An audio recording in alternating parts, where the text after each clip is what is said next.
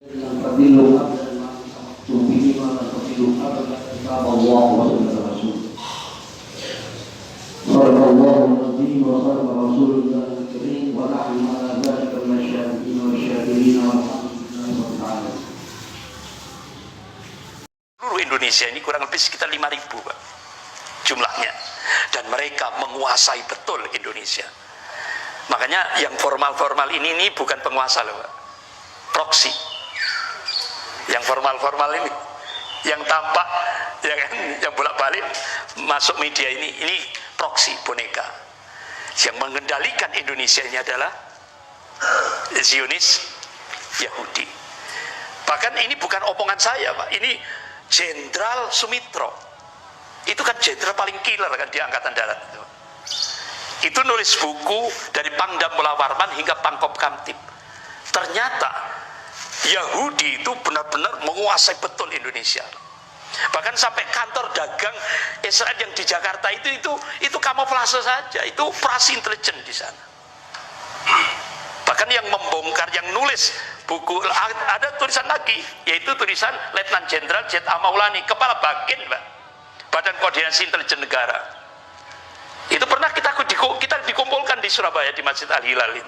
Kurang lebih sekitar 70 orang ulama-ulama se-Jawa Timur. Alhamdulillah saya diundang juga itu. Saya dengarkan itu. Jadi beliau bikin buku judulnya Yahudi Menggenggam Dunia.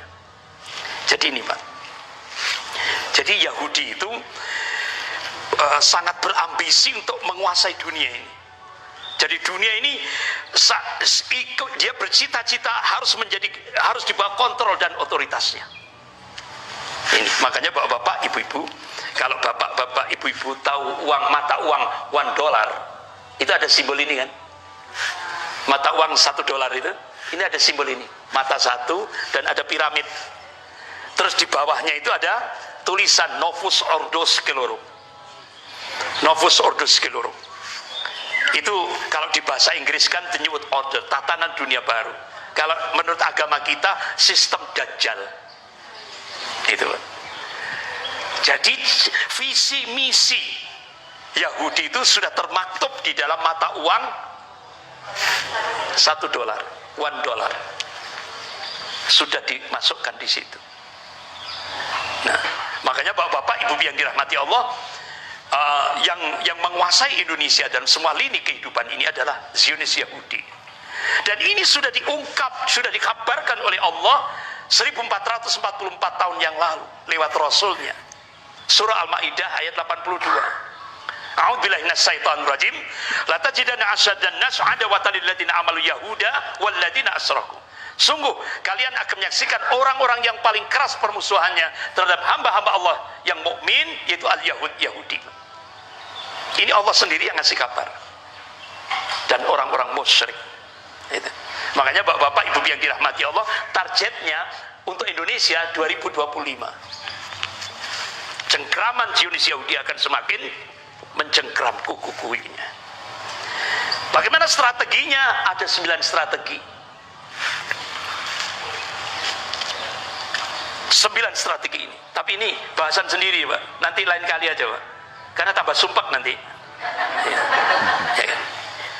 Tambah sumpek. Ya, dan ini implikasi dari pasca perang salib. Dan alhamdulillah saya sudah, sebenarnya ada yang jadi sponsor Pak. Jadi sponsor. Saya disuruh melanjutkan S3. Hanya sudah saya siapkan. Kemudian saya sudah, sebenarnya ada yang jadi sponsor Pak. Jadi sponsor. Saya disuruh melanjutkan S3. Hanya sudah saya siapkan.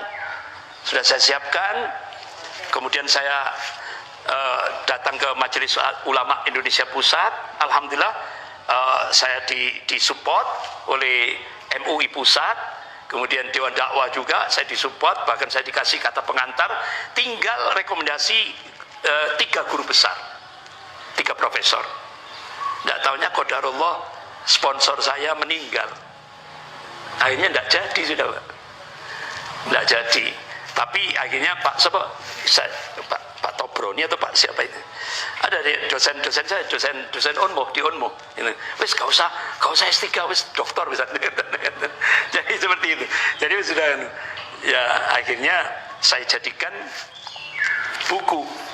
Jadi ini sebenarnya untuk program S3. Saya jadikan buku, judulnya Perang Salib, Perspektif Historis, Ideologis, dan Empiris. Jadi ini benar-benar mengungkap tentang perang salib di Indonesia, termasuk di Indonesia, dan ini memang skopnya global, ya, internasional. Alhamdulillah saya dapat support dari MUI Pusat, terus Dewan Dakwah Pusat. Kemudian ternyata 2010 saya sempat kaget itu waktu di Masjidil Haram itu, sempat Ustadz ditunggu di emperan Hotel Darut Tauhid, itu kan dekat Masjidil Haram, yang Darut Tauhid itu loh, ya kan. Nah itu saya ditunggu di situ, sudah langsung saya tunggu, ternyata saya langsung dinaikkan mobil 15 menit di sebuah apartemen. Nggak tahunya saya kaget, ternyata apartemen itu apartemen ini intelijen Saudi. Jadi itu apartemen yang sudah di bawah penguasaan intelijen Saudi. Jadi ternyata buku yang tulisan saya itu sudah sampai di sana. Nah, jadi ini saya diminta untuk segera membukukan, karena ini jarang diungkap. Lanjut Pak, karena materi kita membangun Quwwatul Ummah. Nggak usah saya perpanjang, itu tambah sumpek nanti, ya kan. Nah sekarang bagaimana solusinya? Nah ini solusinya bagaimana? Kalau itu dirinci memang Pak tambah sumpek gitu. Mungkin otak kita bisa pecah, gitu ya kan. Pak Amin Rais saja sampai statementnya sampai seperti itu. Saya bolak-balik, saya putar-putar terus video terakhir Pak Amin Rais, analisisnya, ya kan. Sudah seperti itu. Beliau, saya sudah sepuh, yang penting sudah saya sampaikan untuk keselamatan negara ini. Nah, itu beliau sudah memberikan wasiat seperti itu. Nah sekarang bagaimana kalau kita kembalikan pada Nas? Allah ingatkan dalam surah Al-Imran ayat 139. Surah Al-Imran ayat 139. Allah berfirman, "A'udzubillahi minasyaitonir rajim. Wa la tahinu wa la tahzanu wa antumul a'launa in kuntum mu'minin." Wa la tahinu, jangan kamu pesimis, jangan kamu bersikap lemah, tidak boleh sama Allah. Jangan kamu merasa inferior, merasa rendah, tidak boleh sama Allah. Merasa marginal, merasa terpinggir, tidak boleh. Wala tahzan, dan jangan kamu sedih, tidak boleh sama Allah sedih. Wa antumul a'launa, sesungguhnya kamu itu tinggi. Coba ayat Allah gunakan dalam ayat ini kata a'la. A'la itu kan isim tafdhil, artinya yang disifati oleh ayat itu bisa tinggi, bisa unggul. Nah kalau kita korelasikan di Indonesia, pertanyaannya kapan umat Islam di Indonesia itu bisa tinggi? Kapan umat Islam di Indonesia bisa unggul? Kapan umat Islam di Indonesia bisa punya al-izzah, kewibawaan? Allah berikan kuncinya, in kuntum mu'minin. Jika kalian beriman kepada Allah, jika kalian menjadi hamba Allah yang muwahhid, mentauhidkan Allah dalam segala aspek kehidupan ini, baru Allah akan memberikan ta'yidullah, pertolongan Allah akan diberikan. Dan itu pasti. Innallaha la yukhliful mi'ad, Allah tidak akan mengingkari janjinya. La tabdila li kalimatillah, tidak ada perubahan akan kalimat-kalimat Allah. Janji Allah pasti. Ini. Nah, jadi Bapak Ibu yang dirahmati Allah, nah sekarang kita kan dimotivasi oleh Allah, diberikan spirit, semangat, jangan lemah, jangan pesimis, kita harus wajib optimis, ya kan? Coba Pak, kalau kita buka sirah nabawiyah pada masa Rasulullah, negara superpowernya siapa? Cina. Masa Rasulullah Persia dan Romawi. Kalau kita Cina dan Amerika. Jadi pada masa Rasulullah ada dua negara superpower, Persia dan Romawi. Rasulullah sudah meyakinkan, wa man nasru illa min indillahil azizil hakim. Kemenangan itu datangnya dari Allah yang maha perkasa lagi maha bijaksana. Dan Allah berjanji, wa kana haqqan alaina nasrul mu'minin. Kewajiban kami membela, memenangkan golongan mukmin. Itu pasti.